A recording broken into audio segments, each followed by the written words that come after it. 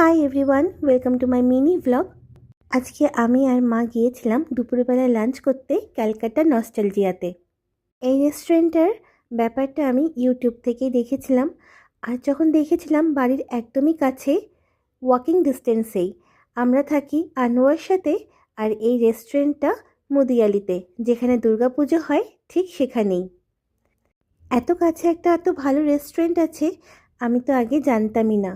YouTube থেকে যখন জানলাম তখন আজকে প্ল্যানটা করেই ফেললাম যে লাঞ্চটা আজকে ওখানেই করব।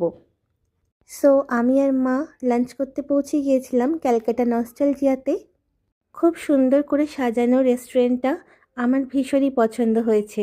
সব কলকাতার পুরনো কলকাতার পিকচার্স লাগানো চারিদিকে। এই বাঙালি রেস্টুরেন্টের মেনুতে থালি পাওয়া যায়, আর আলাকার্টেও আলাদা করে মেনু অর্ডার করতে পারেন।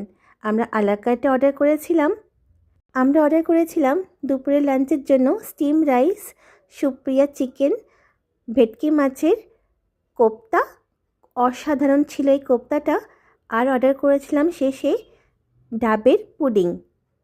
চিকেনটা মোটামুটি ভালোই ছিল, কিন্তু আমাদের ভালো লেগেছিল ভেটকি মাছের কোপ্তাটা, অনেক সুন্দর ছিল। আর এই ডাবের পুডিংটা একদম আলাদা, আর আমরা ফার্স্ট টাইম খেলাম এরকম পুডিং।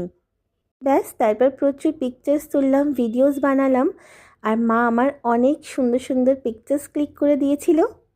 মা আর মেয়ে মিলে দুপুরবেলাটা খুব সুন্দর কাটালাম।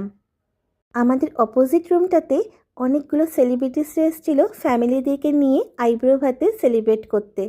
আজকের ব্লগটা এখানেই শেষ করছি। পারলে আমার চ্যানেলটিকে সাবস্ক্রাইব করে দেবেন। টাটা।